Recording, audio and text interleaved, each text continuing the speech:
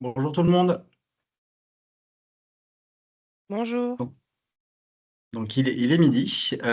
Du coup, bienvenue à tout le monde. Bienvenue donc à ce webinaire concernant la reprise de MaPrimeRénov'. Alors là, ce que je vous propose, c'est on va laisser rentrer encore un peu les personnes. On va se laisser un battement de 5 minutes maxi. Et ensuite, j'enchaînerai sur la présentation.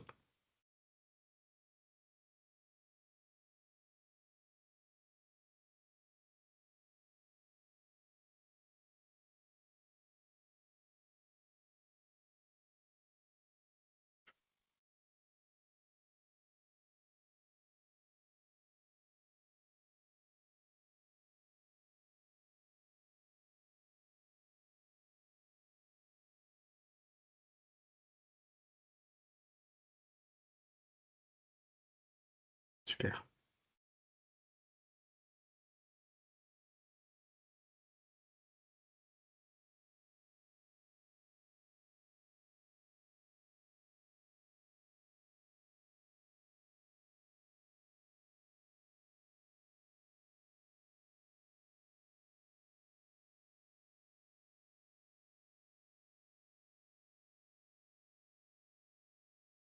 Et il y a encore un peu de personnes qui rentrent.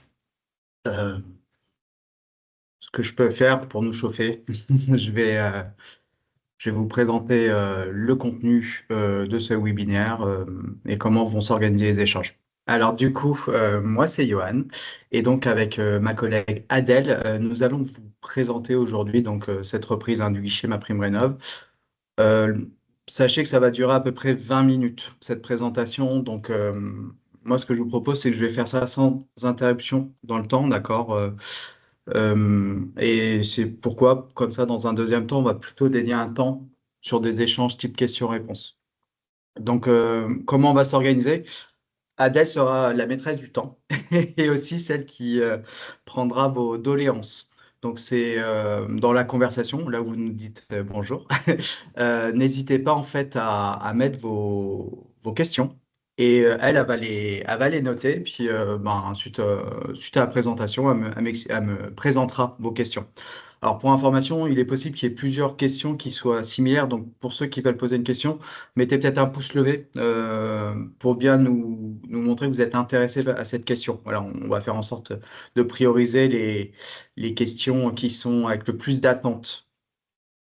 Euh, donc, comme j'ai expliqué dans le mail, c'est une présentation qui va être envoyée après la session. Donc, c'est par le biais de notre chaîne YouTube. Donc, pour les personnes qui ont déjà participé à un webinaire du CREAC, on vous fera finalement voilà, un accès à cette vidéo libre.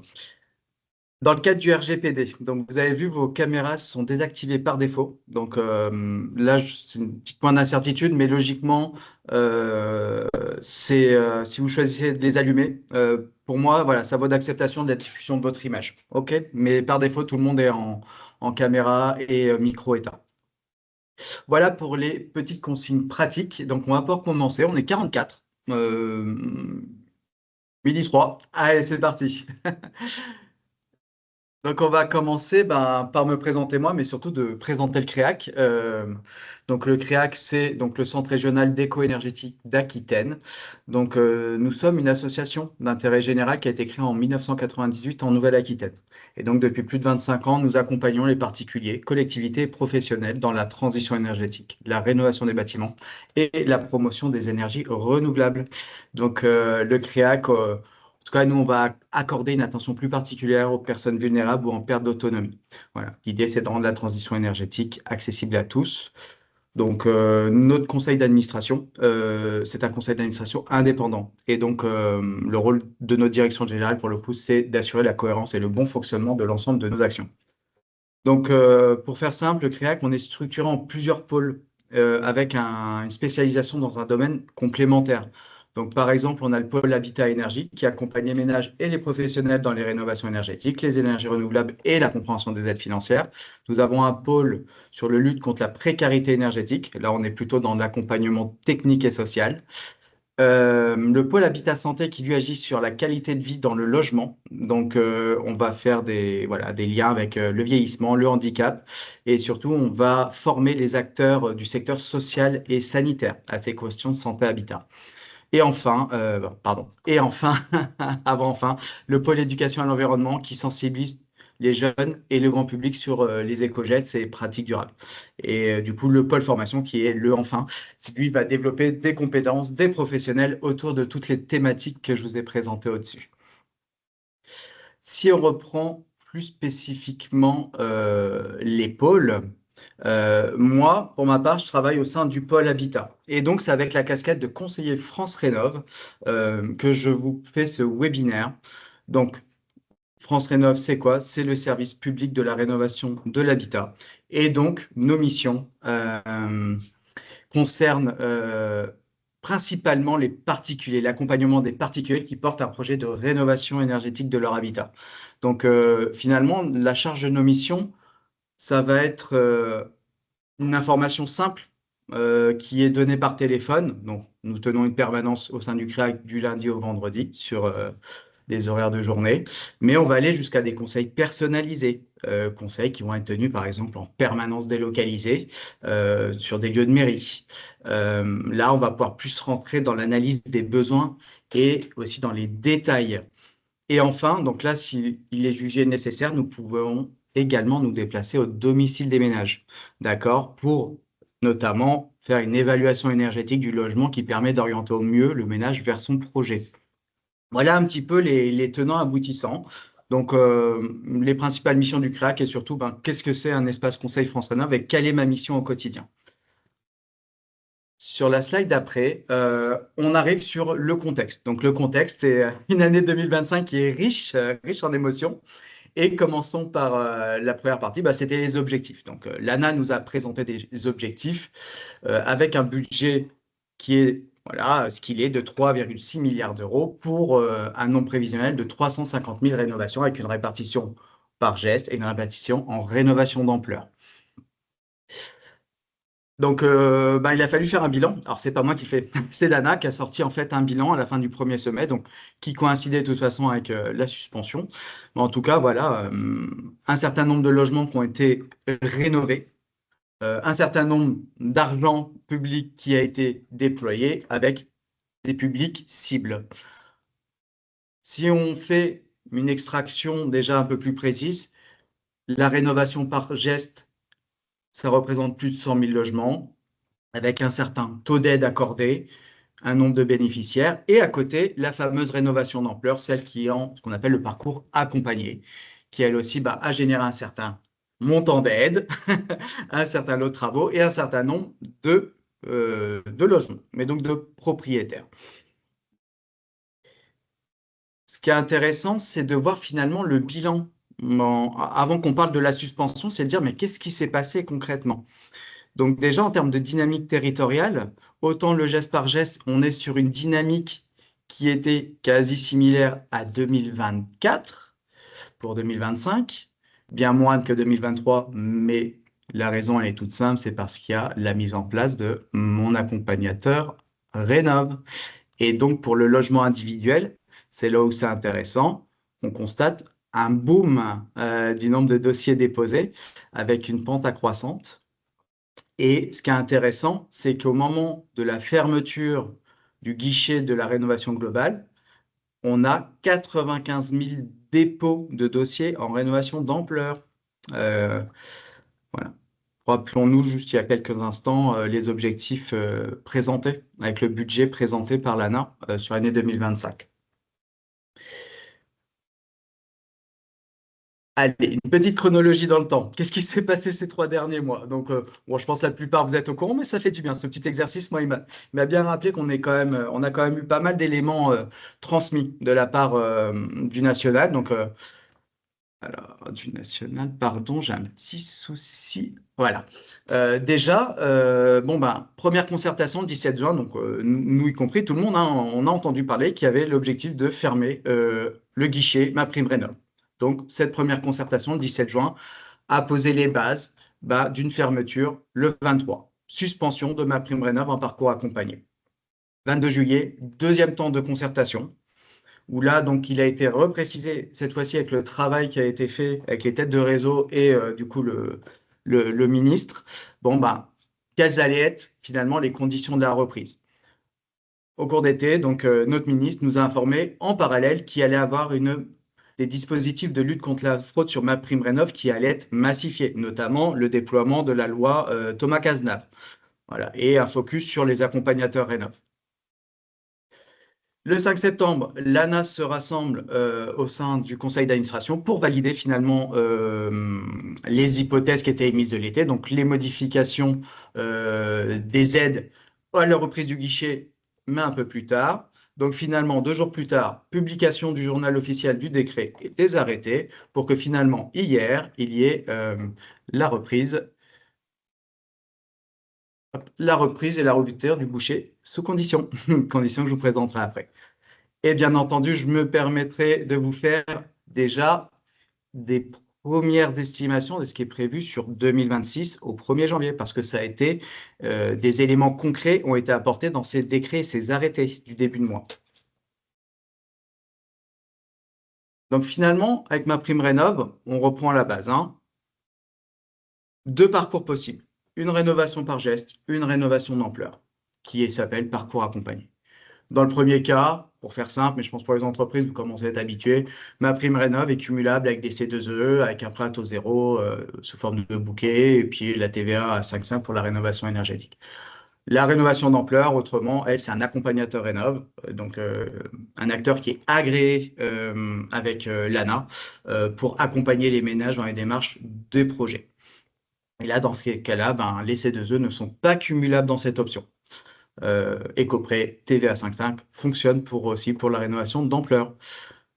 La rénovation par geste, jusqu'à la fin d'année, finalement, il n'y a aucun changement dans ce dispositif. D'accord? 31 décembre 2025, on a les mêmes éléments que depuis le début d'année. Par contre, la rénovation d'ampleur, comme je vous ai au préalable, la reprise, elle est sous condition.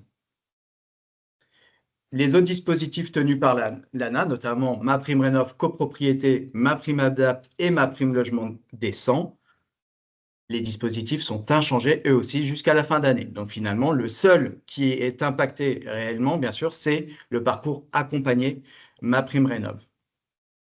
Donc les conditions de reprise.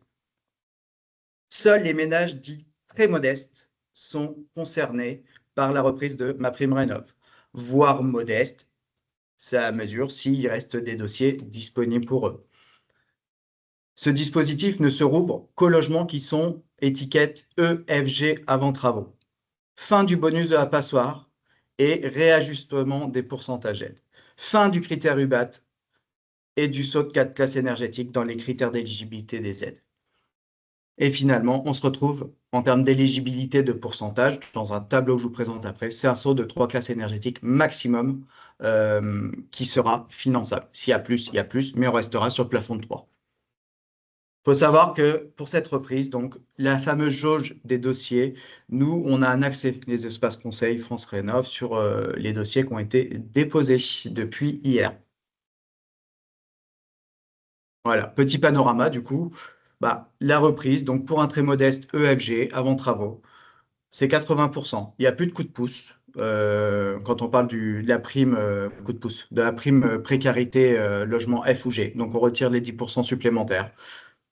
Et donc ça donne des montants, voilà, soit 32, soit 24 000 euros maximum d'aide possible pour un saut de 2 ou 3 classes. Et là, attention, les dossiers déposés en 2025 pour une instruction en 2026, c'est sous réserve du projet de loi des finances 2026 validé. Donc, même si on dépose là, ce n'est pas pour avoir une instruction avant le premier trimestre 2026.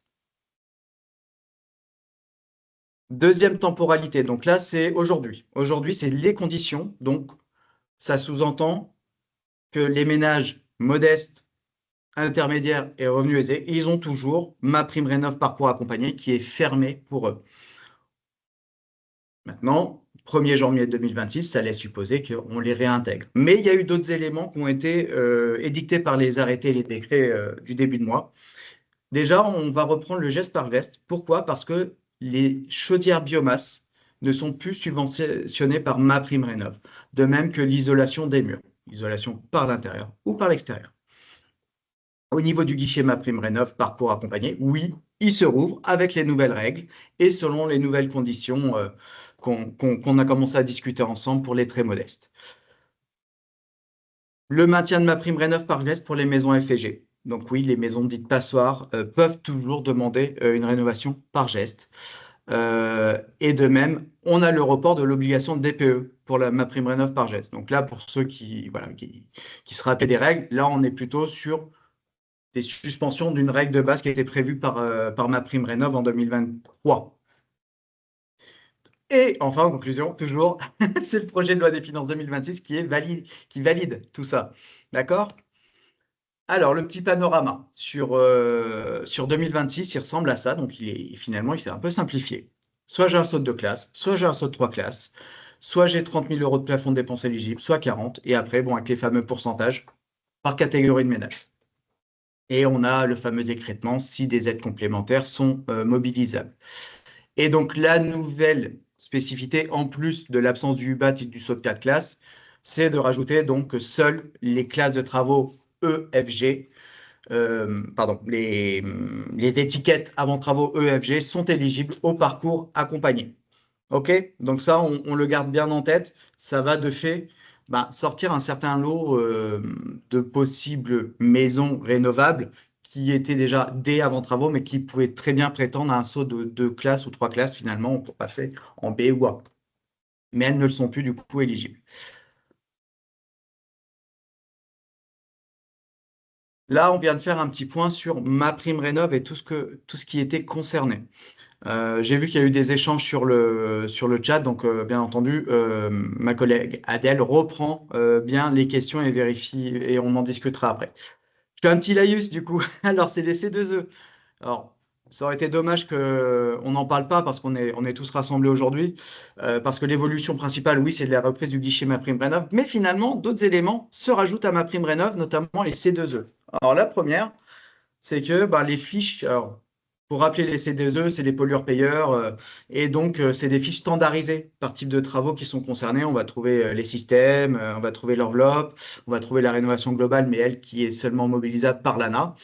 Donc ce qui est dit, c'est que aujourd'hui, la fiche de la pompe à chaleur RO et de la pompe à chaleur géothermie sont concernées par une modification.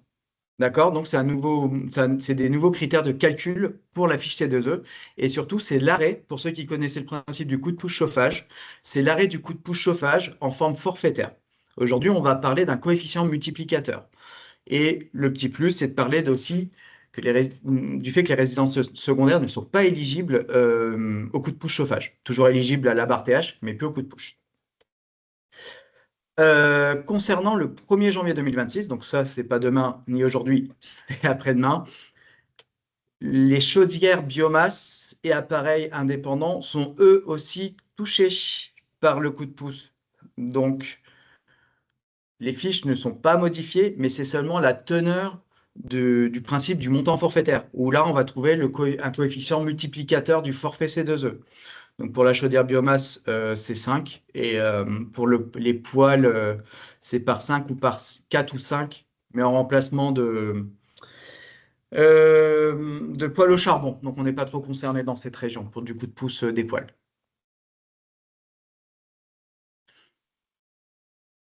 L'éco-prêt à taux zéro.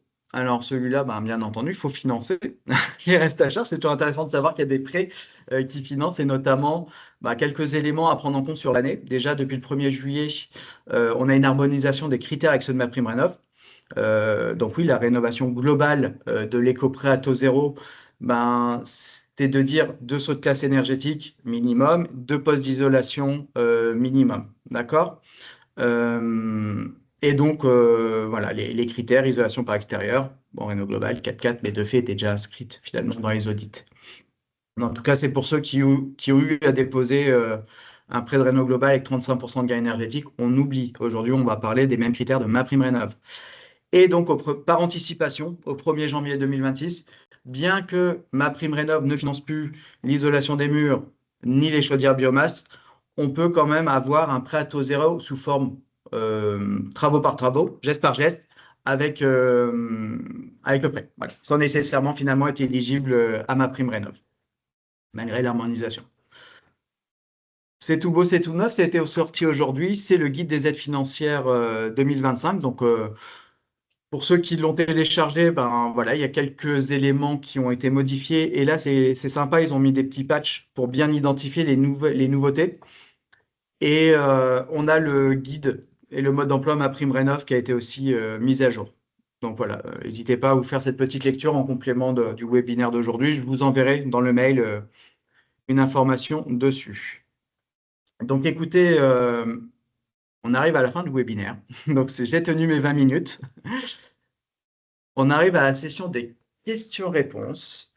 Et je vais donc demander à ma collègue Adèle de prendre la parole et de me poser les questions qui ont été présentées dans le chat.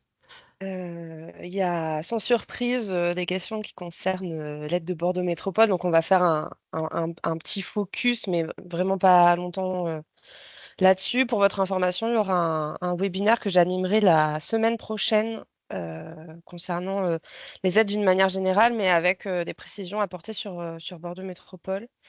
Donc, je vous invite à vous y inscrire en passant par le site de BM. Ce sera, si je ne dis pas de bêtises, mardi 7.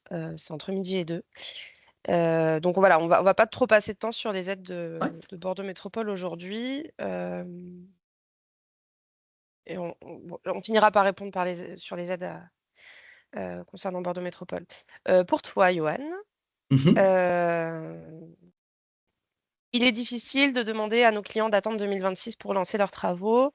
Peut-on leur dire de démarrer une fois que le dossier MaPrimeRénov parcours accompagné est déposé, bien sûr, aux risques et périls du client pardon, en cas de refus de la subvention? Qu'est-ce qu'un ménage peut démarrer les travaux avant d'avoir eu l'octroi? Je pense que finalement, la réponse est même dans la question. C'était une sorte d'affirmation. Oui, du moment où un dossier est déposé, en fait, on peut théoriquement faire les travaux, mais la grande recommandation du coup de l'ANA, c'est de dire, c'est quand même de privilégier l'attente de l'instruction du dossier. Euh, pour lancer les travaux. Mais du moment où on dépose un dossier complet, on peut théoriquement se lancer dans les travaux. Et au risque finalement d'avoir un dossier qui n'est pas recevable, hein. Euh, Il y a une question qui concerne alors le ticket moyen d'une rénovation par geste jusqu'en juin 2025 et le ticket moyen d'une rénovation globale jusqu'en juin 2025. J'ai pas la notion de ce qu'est un ticket moyen. Est-ce que c'est le prix moyen de la rénovation ou le prix de le montant de l'aide? Ah, Je comprends pas la question. ticket moyen de l'aide, d'accord. Donc le montant en fait moyen de l'aide accordée. Bah, sur du par geste, ça dépend Ouais, du geste exactement. Mm. réalisé. Et je suis pas sûre qu'on ait un chiffre sur le montant moyen d'une subvention en parcours accompagné. Ouais. Alors, moi, il me semble, je vous enverrai le lien, mais dans la présentation des chiffres du premier semestre de l'ANA, donc, bah, j'ai fait un copier-coller hein, de la présentation et ils font un focus un peu plus précis des montants d'aide par typologie de travaux. D'accord? Donc, pour les gens que ça intéresse, je vous enverrai le lien vers cette présentation et vous pourrez en faire une analyse par vous-même finalement de ce que représente finalement le taux moyen MaPrimeRénov pour du monogeste. Et ce que ça donne finalement au global, je suis pas sûr qu'ils fassent un distinguo par catégorie de ressources, mais en tout cas, pour la réno globale, je crois qu'on a quand même un budget moyen qui est dédié. Hop, ça, je note du coup, c'est sur le guide, pas le guide de l'ADEME, de l'ANA. ANA, bilan, premier semestre. OK. Euh, Il y a eu ensuite un questionnement pardon, sur... bon, encore une fois, Bordeaux Métropole, on reviendra dessus après. Réaction de Bordeaux Métropole. Certains dossiers sont bloqués du fait d'un contrôle renforcé sur certains marques. Qu'en est-il? On n'est pas le service instructeur. C'est c'est pas à nous de vous dire la démarche. Je pense que ça. Alors, est-ce que c'est une entreprise? Est-ce que ça a marre? Mais s'il y a un Euh, contrôle renforcé, donc c'est qu'il doit y avoir très certainement un contrôle qui est fait par un organisme de contrôle type APAV ou DECRA, il me semble. Et ensuite, ben, une temporalité qui s'allonge sur l'instruction et la facturation.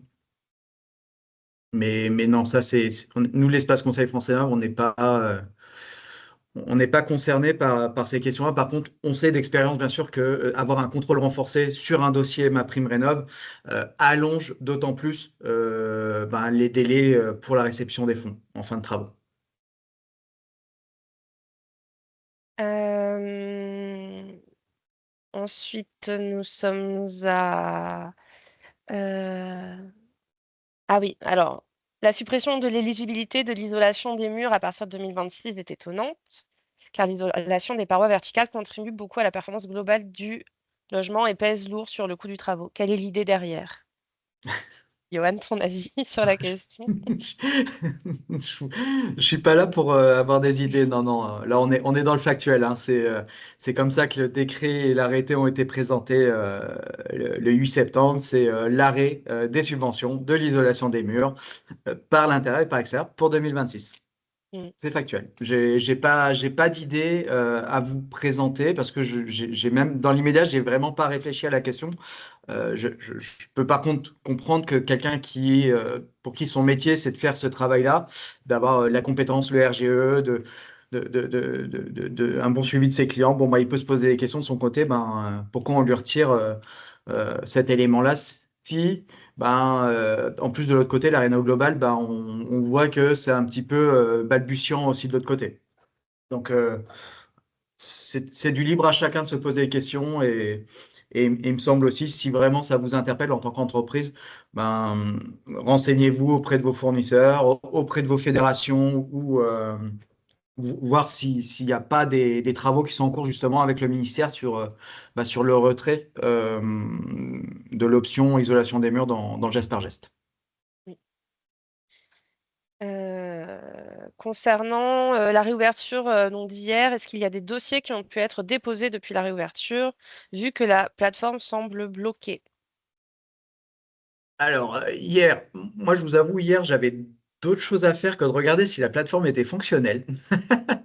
Me semble-t-il euh, qu'il y a eu des bugs sur cette plateforme. Donc, est-ce que de là à dire qu'il y a eu des dossiers déposés? Peut-être, peut-être. Est-ce que la jauge a été mise à jour ce matin? J'ai pas vérifié s'ils avaient la fameuse jauge que je vous ai parlé, nous les espaces conseils France Rénov. On a accès à cette info, mais bon, ça a été mis en place tout ça bah, au moment de la rouverture, donc aucune idée de la mise en fonctionnalité. Mais ce que je peux supposer, c'est bah, qu'il y a eu beaucoup de trafic, je pense, sur le site monprojet.ana, site qui permet de déposer des dossiers de rénovation globale pour les très modestes. Euh, il me semble que ces prochains jours, ça devrait le faire. Adèle, t'as mieux à dire que moi? On est, Non, bah moi j'ai peut-être suivi d'un poil plus près là, l'évolution de l'accès à la plateforme hier. Ça a été compliqué sur la rouverture qui, il me semble, a eu lieu autour de 13 heures. Bien sûr, tout le monde se connecte en même temps. Et un petit peu plus tard dans l'après-midi, il a été possible pour un MAR ou une MAR de compléter le dossier et d'envoyer la validation au ménage. Donc, c'est à partir de ce moment-là où le ménage, lui, n'avait pas accès, ne pouvait pas valider son dossier. Voilà. Est-ce qu'aujourd'hui, c'est résorbé? Je ne sais pas. ok, bon.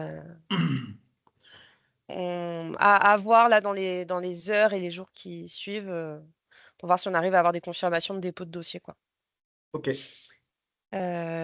Question suivante, quelle année de référence est prise pour le calcul des subventions? Si on dépose maintenant, c'est sur les revenus 2024 ou 2025, c'est toujours le Ouais, dernier avis d'imposition qui est pris ouais, en compte. ouais. Donc là, à la reprise du guichet, il fallait prendre en compte la déclaration de 2025, celle qu'on a reçue cet été sur les revenus 2024. Exactement. Euh, Comment l'installation d'une PAC RR vient influer le montant des aides en réno global?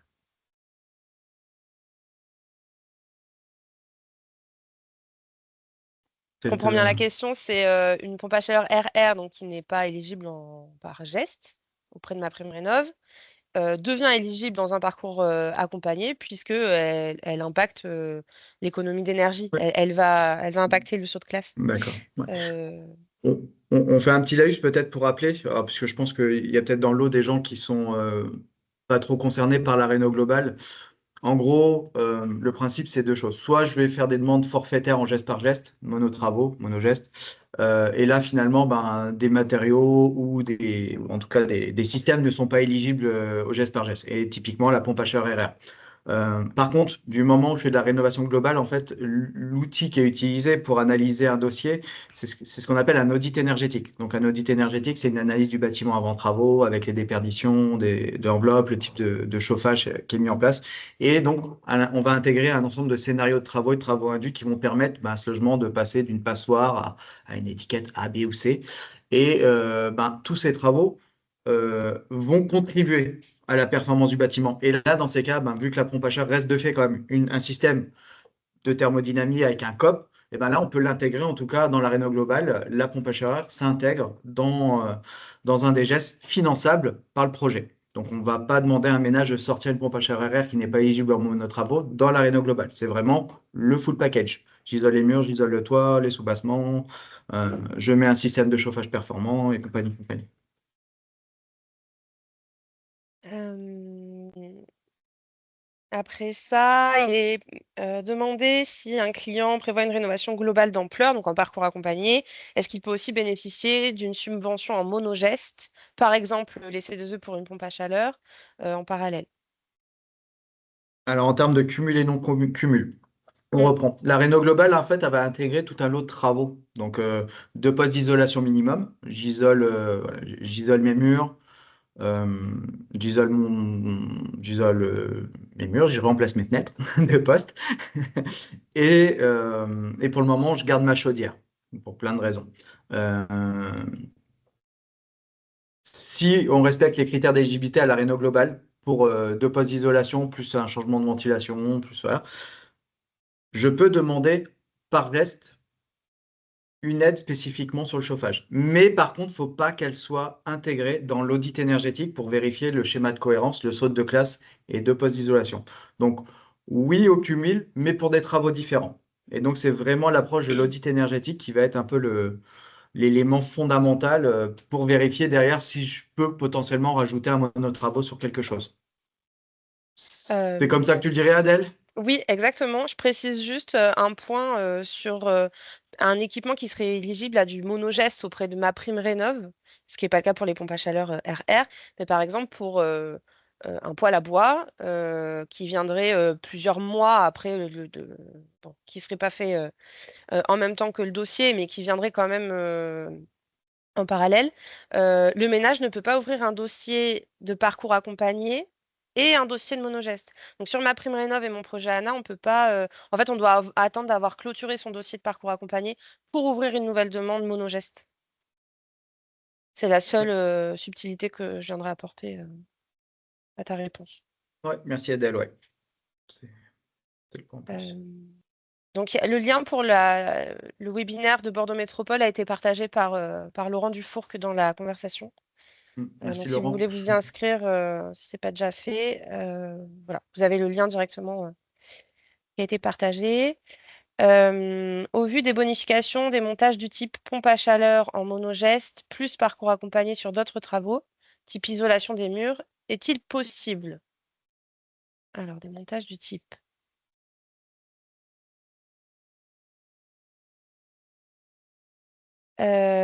Oui, donc je pense que enfin, ça reprend la question d'avant. Est-ce qu'on peut cumuler un parcours accompagné et du monogeste? Ouais. La réponse est oui sur des travaux différents, mais Et à pas des auprès de ma temporalités prime rénov. différentes. Hmm. Ouais. En gros, si on veut simplifier, je vais faire au plus simple, hein. J'ouvre un dossier MaPrimeRénov parcours accompagné. Je peux pas ouvrir de dossier parcours par geste tant que j'ai pas soldé le parcours accompagné. Mm. D'accord? Donc, en termes de temporalité, oui. Ça sera dans un temps ultérieur où on pourra ouvrir le geste sur un travaux différent de l'audit.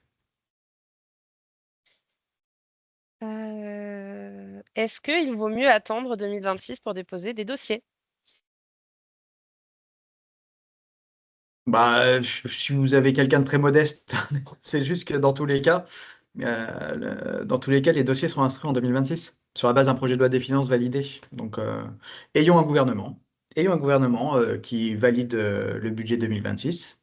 Donc, ayons un parlement qui valide ce que va proposer le Premier ministre et son gouvernement. Au 1er janvier, théoriquement, bon ben, ça va être l'échange des aides avec chaque région, donc et aussi chaque délégation départementale qui connaîtra finalement ben, les objectifs territoriaux.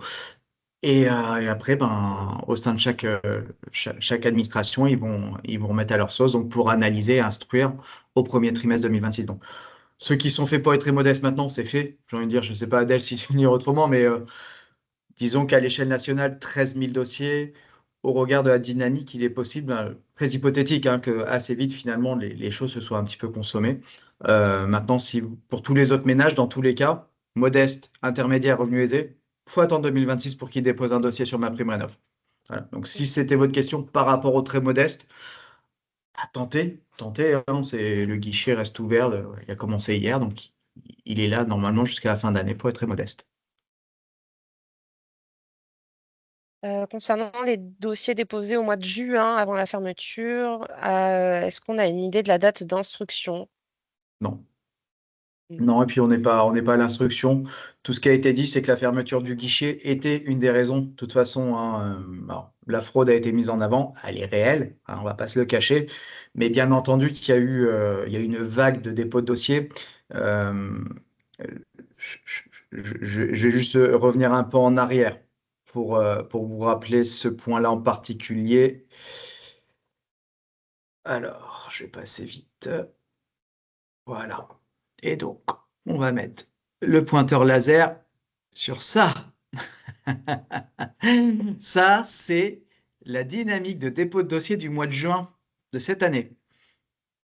Donc, très clairement, quand les objectifs de l'ANA sont de dire 100 000, 100 000 dossiers de rénovation d'ampleur, et qu'on a ça qui tombe au mois de juin, pour moi, alors, c'est une hypothèse qui ne m'engage que moi, mais je pense que l'objectif de l'année, oui, ils ont la matière. Ils ont la matière. Donc, bah, la suspension leur permet peut-être même d'analyser cette fois-ci toute cette masse de nouveaux dossiers qui arrivaient en même pas 15 jours par rapport au surplus attendu.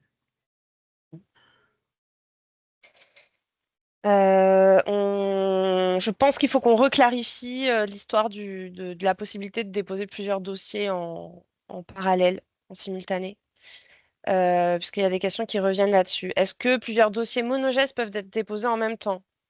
Non, pas auprès du même dispositif.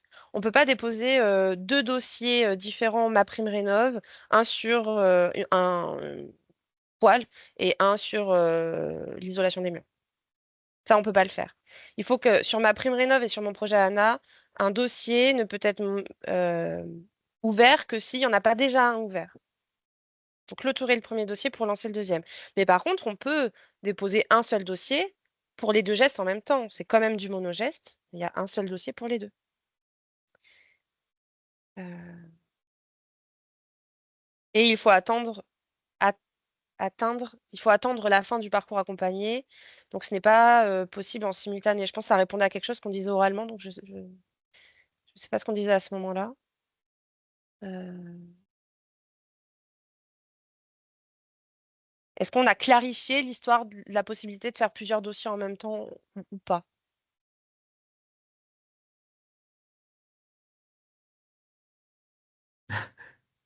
Absence de Attends de voir réponse vaut s'il y pour a des réponses. validation. Voilà, c'est ça. Oui, Oui, merci. merci. Donc, je reviens sur les questions. Euh,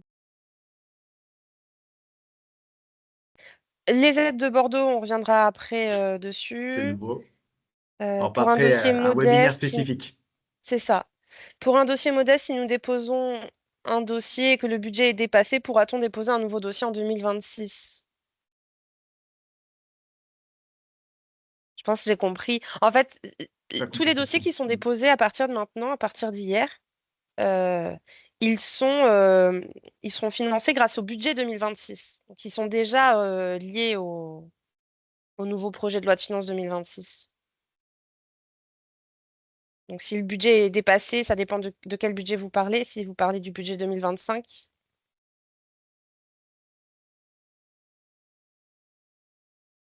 2026.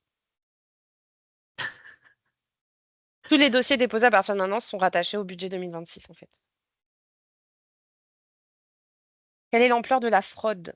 Est-ce que vous pouvez être plus transparent en partageant des chiffres, nombre d'entreprises sur le nombre total d'entreprises, nombre de mares sur nombre total de mares ou des ratios? Bah, ça, c'est pas à nous d'être transparents. Alors, si, c'est à nous, en fait, hein, mais c'est à l'ANA de communiquer plus clairement sur ce qui s'est passé. Au mois de juin, ils annonçaient que 10% des mares, il y avait eu une démarche frauduleuse sur 10% des mares. Donc, rappel, hein, il y a 2500 structures, un peu plus de 2000 structures identifiées mares. Et ils avaient estimé 200 millions, 300 millions de fraudes. Au cours de l'été, alors, toujours pareil, c'est pas quantitatif, mais la ministre, elle avait déjà expliqué que voilà, ça avait un peu abaissé le niveau de la fraude par rapport à ce qu'ils pensaient. Donc, c'est pas anodin. Maintenant, pour qu'il y ait quelque chose qui soit chiffré et présenté, ben, je suis comme vous, je suis en attente finalement d'une communication claire les concernant.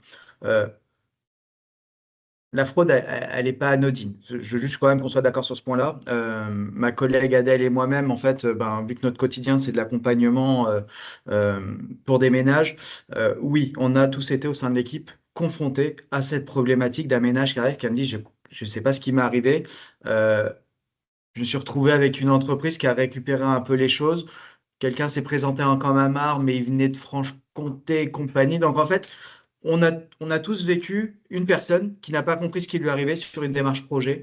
Et finalement, ben, voilà, les conditions d'agrément du MAR, certaines personnes, donc un certain pourcentage suffisamment faible quand même pour que toute la profession ne soit pas mise au pilori, euh, a peut-être profité, on va dire, d'une certaine largesse ou un manque un manque de visibilité de l'ANA sur ces dossiers. Je ne sais pas après comment sont passées les choses entre l'instruction et l'analyse des dossiers rentrants, mais voilà, c'est juste que le schéma de fraude a pris beaucoup de chemins un peu différents, surtout les mandataires en fait, surtout les mandataires mixtes administratifs financiers qui ont vraiment mis la tête dedans. Donc voilà, des pratiques frauduleuses qui sont présentes et on n'a pas besoin voilà, de se dire c'est pas arrivé au bout du monde, ça arrive vraiment chez mon voisin.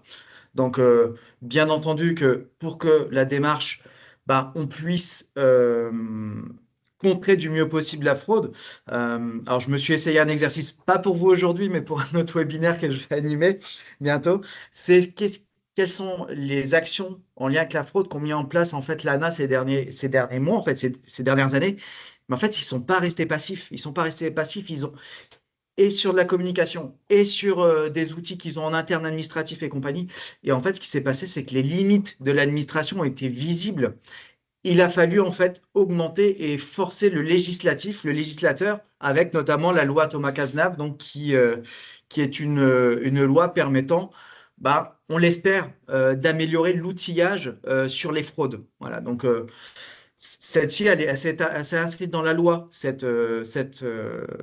décret de Thomas Cazenave. Donc, à voir maintenant comment les administrations vont se pourvoir et être plus efficaces peut-être que ce que vous avez comme sentiment, comme on a tous comme sentiment, de se dire, mais voilà, la fraude. Et deuxième phénomène, la masse, oui.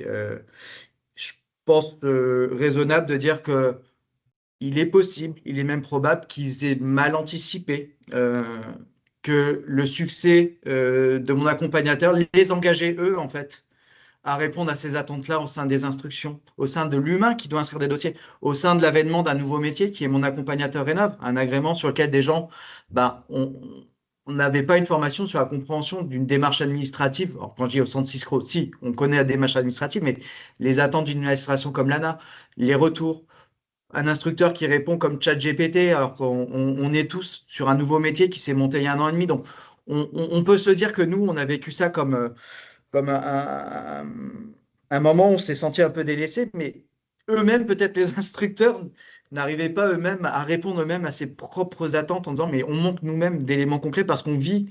une nouveauté, un nouveau process. Donc, oui, il était peut-être souhaitable que ça monte en puissance. Ben, disons que par rapport aux engagements, par rapport à l'obligation de rénover lourdement le parc immobilier en France, parce que ben, on a quand même cette ligne de conduite à se dire 2050, on a des enjeux vis-à-vis du climat, vis-à-vis des éléments qui sont les puissants, voilà, qui vont émettre des gaz à effet de serre. Le bâtiment en fait partie des principaux. On doit s'engager, faire ces démarches-là. Maintenant, bah, c'est vrai que la rigueur doit être nécessaire parce que il est possible que bah, tout le monde n'aille pas dans la même direction, les fraudeurs, et il est aussi possible que nos administrations bah, soient contraintes par des budgets qui sont dédiés par l'État. Voilà. Tu as cité le mandataire financier. Pour répondre à cette question très rapidement, mandataire financier, c'est la personne qui va réceptionner l'aide au nom du ménage. On a beaucoup le cas sur les C2E, par exemple, où le professionnel va être mandataire administratif et financier. Donc, il va lui-même aller chercher au nom du propriétaire les aides et les réceptionner directement. Et donc, il déduit l'aide du devis qu'il propose. Voilà, ça c'est pour le mandataire financier. Quid de la pérennité du MAR en 2026? Beaucoup sont dans le doute. C'est pas non plus. On est autant dans le doute que vous. Euh, Il n'y a pas d'informations là-dessus. Moi, j'ai envie de dire, bah, ils ont sorti quand même la visibilité du dispositif d'accompagnement pour 2026 dès septembre. Maintenant, pour que bien sûr la machine se relance pleinement, bah, il va falloir qu'il y ait de l'argent public qui soit dédié, donc que le budget soit sacralisé, au moins à minima le budget de cette année qui est de 3,6 millions, mais bah, on sait hein, dans les prévisions d'avant, 5 milliards, 7, 8 milliards, 9 milliards auraient dû être finalement des budgets dédiés à la rénovation d'ampleur tel qu'attendu comme indicateur fort du dispositif Mon accompagnateur rénove et les fameux 500 000 logements à rénover par an. Voilà. Donc, s'ils maintiennent un budget équivalent, bah, peut-être qu'il y aura il y aura de nouveau peut-être des suspensions du dispositif une fois que le budget aura été consommé. Voilà, je ne sais pas. Mais bon, mon accompagnateur rénov, je pense que ça reste quand même bah, même pour les personnes qui ont mis ça en place, hein, les marques privées, je pense à vous, c'est quand même un métier passionnant. On est à la fois dans de l'accompagnement, sur du concret, sur de la démarche. C'est des ménages, il y a un il y a un engagement à dire on économise, mais bien entendu que bah, ce qui donne l'essence à ce dispositif, c'est les aides. L'humain derrière, bien sûr, mais si les aides ne répondent pas présentes, ben, je ne sais pas. Voilà. J'essaie d'argumenter sur quelque chose sur lequel j'ai aucune certitude, mais Oui, à c'est vous de ça, voir c'est en ça. tout cas, parce qu'il n'y a pas l'arrêt du dispositif, c'est juste un basculement vers des aides qui sont peut-être plus raisonnables. Et de nouveau, retour en arrière, j'ai suffisamment de bouteilles pour me rappeler que à l'époque du crédit d'impôt, on était sur maximum possible 5 000 € d'aide. Hein. Donc, même si on dit 45% d'un projet de 30 000 €, plafonné ou 40 000, ça reste toujours plus important que ce que l'État donnait il y a 5, 6 ans. Donc, ok, ça baisse à l'instant T, mais il y a quand même cette progression qu'il faut intégrer. Euh, à nouveau, une question sur le cumul des monogestes. Donc, est-ce que on peut déposer un dossier pour plusieurs monogestes? Quelle est la limite avec un dossier global? C'est-à-dire, au bout de combien de monogestes le projet devient-il global? Ça marche pas Euh, comme ça. ouais, c'est pas. Ouais. En fait, avec le site sur ma prime rénov, le particulier, il va choisir soit de la réno globale et donc c'est un parcours accompagné obligatoire et l'audit énergétique, soit il choisit du geste par geste et là, il y a toute la liste des monotravaux, des monogestes, hein, donc isolation, chauffage, et il va pouvoir choisir spécifiquement un certain lot. Le seul plafond, c'est 20 000 € d'aide maximum possible pour ma prime rénov. Voilà, c'est le seul plafond qu'ils mettent. Permettez-moi d'attirer l'attention des institutions actrices de ma prime rénov sur le risque de porosité des missions MAR avec les missions de maîtrise d'œuvre. Porosité problématique, difficile de développer ici dans un chat. Si ça ouvre une conversation.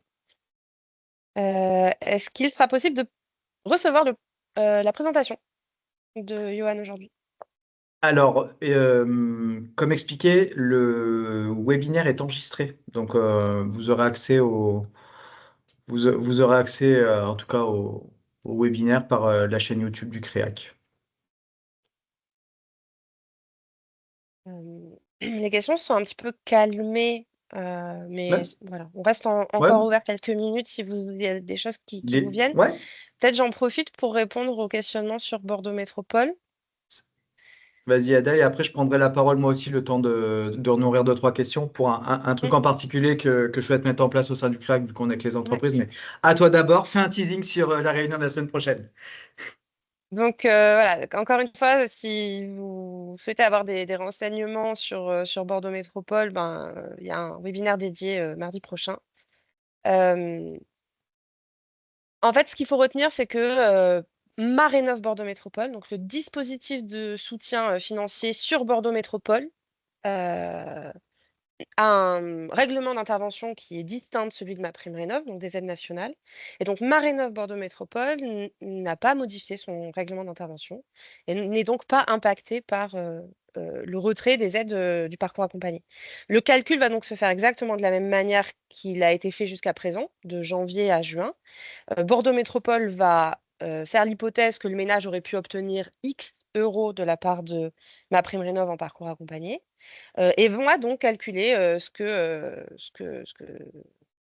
Bordeaux Métropole donne, ce que Marénov Bordeaux Métropole donne. Euh, donc en fait, nous, on va utiliser les mêmes plans de financement que ce qu'on utilisait jusqu'à présent. Pour répondre très précisément à une question qui a été posée juste au-dessus, est-ce que Bordeaux Métropole va atteindre l'écrêtement comme ce qui est prévu dans le règlement d'intervention? Ben non, en fait, ils ne vont pas compléter tout ce que MaPrimeRénov' ne donnera pas aux ménages modestes, intermédiaires et supérieurs. Donc, ils vont faire un calcul théorique de ce que le ménage aurait dû obtenir si MaPrimeRénov' n'avait pas été suspendu. Euh, donc, sur ce fonctionnement-là, pardon, pas de changement. Les aides pour le ménage seront évidemment moindres, mais Bordeaux Métropole donne la même chose que ce qu'ils auraient donné. Et concernant les aides, les plafonds et les pourcentages bonifiés sur Bordeaux Métropole, donc là c'est l'ANA, mais la délégation de Bordeaux Métropole. Euh, J'avoue ne pas avoir l'information là-dessus, c'est une question pertinente. Je pense que Bordeaux Métropole va se caler sur les plafonds et les pourcentages de la réouverture du guichet. À confirmer, donc lors de la réunion de la semaine prochaine, je me suis Ce qui noté sera la question pour... intéressant vu que, ouais, j'ai l'impression que c'est un sujet, de toute façon, Bordeaux Métropole a l'air de passionner les foules, mais c'est normal, hein, Mhm. c'est quand même un gros dispositif d'accompagnement et d'aide localisée. Euh, En prévision de la réunion de la semaine prochaine, vous pouvez toujours en fait envoyer un mail à Marinov directement avec vos questions, hein. Je pense qu'ils pourront préparer aussi vu que c'est un peu atypique cette reprise, ben, ils pourront peut-être préparer en fonction de vos doléances le service de Marinov qui va vous présenter ce webinaire.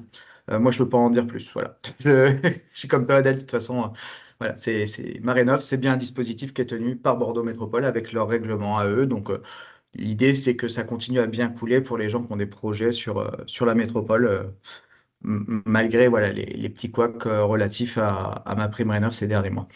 C'est ça. Euh, donc on est d'accord, voilà, merci Laurent. Me concernant, alors là c'est un point plus spécifique porté par le CREAC. Bon, comme vous le savez, moi j'échange pas mal avec vous, hein, les entrepreneurs. Voilà, je fais des doléances, souvent j'envoie des petites enquêtes pour voir un peu sur des thématiques, la précarité, qualité d'accompagnement, la connaissance des acteurs. Et du coup, là, l'idée, c'est d'aller un peu plus loin. Alors, comment? C'est en mettant en place, le fin novembre. Bien entendu, la date, je l'ai vue il y a 2 secondes et je l'ai oubliée. Ça sera au sein du CREAC. En fait, ça sera un atelier dédié le matin, donc sur des horaires plutôt matinales, voilà, en connaissant comment les entreprises ben, fonctionnent. Et au sein de nos locaux, ça sera de vous accueillir pour faire un atelier d'échange. Assez naturellement, ce qui m'est venu en tête, bien sûr, c'est la qualité des devis au regard de ce qu'attend l'instruction. Donc, qu'on regarde ensemble, voilà, qu'une entreprise, vous venez avec vos devis, on discute ensemble. Moi, je vous explique les éléments clés que je regarde à chaque fois que je fais une analyse de devis. Et puis, ben, vous, ça vous permet, de votre côté, ben, de monter sur des points où vous pensiez, ben, finalement, dire, ça passe pas, je comprends pas pourquoi, ben, avoir une explication un peu plus claire. Donc, save the date, ça sera envoyé dans le mail, mais ça sera le vendredi, donc 21 novembre, si c'est bien un vendredi. Et ah oui, et ça sera à place limitée, bien sûr, parce qu'au CREAC, on ne peut pas accueillir plus de 60 personnes, donc ça sera, je pense, hein, mais assez naturellement, je pense que ça devrait se trouver, mais à peu près une dizaine, 10 personnes, 10 professionnels maximum. Vendredi 21, c'est bien ça. Voilà de mon côté, donc est-ce qu'il y a eu des questions entre-temps? Il y en a une à laquelle on n'a pas répondu, effectivement. L'aide ANA pour la maîtrise d'œuvre, je confonds toujours les deux, pour la maîtrise d'œuvre est-elle maintenue? Aucune communication là-dessus, mais ils ont pas changé le règlement d'intervention, ils ont juste changé les modalités d'obtention d'octroi des aides. Il y en a. Donc dit comme ça, j'ai envie de dire, s'ils n'ont pas communiqué sur l'arrêt d'une aide sur la maîtrise d'œuvre pour les modestes très modestes et qu'il doit y avoir un maintien de l'aide, là, c'est vraiment ouais, une analyse par défaut. Ouais. Si Mm. c'est pas annoncé, c'est que ça continue. Et j'ai l'impression que on a beaucoup de remerciements après pour la C'est suite. gentil. Bon, en tout cas, merci Adèle. Donc, n'hésitez pas si vous avez des questions. Donc, l'espace Conseil France Rénov du CREAC, moi-même, Adèle, mais aussi mes autres collègues, hein, on peut être amené à échanger avec vous si vous avez voilà, une petite problématique vis-à-vis de clients potentiels, vous avez un doute sur une certaine mise en place des aides. On peut vous accompagner, vous, déjà dans la démarche, mais si c'est un territoire qui est couvert par le CREAC, et j'en profite, vous pouvez voir les territoires qui sont couverts par le CREAC, bah, bien entendu que notre rôle et la force du service public France Rénov, c'est d'aider à la qualification des projets et jamais au grand jamais, on ira à contradiction vis-à-vis aussi de l'expertise des entreprises locales. Donc, l'idée, c'est qu'on avance tous, on a une démarche, c'est de dire le porteur de projet est celui qui doit être amené à aller vers la rénovation d'ampleur, comment on l'emmène finalement à faire une logique de travaux qui lui permettra de moins consommer et de suivre la grande tendance qui est souhaitée, c'est des logements décarbonés et isolés d'ici 2050. À très bientôt et je vous dis à très vite. Merci, au Bonne revoir. journée!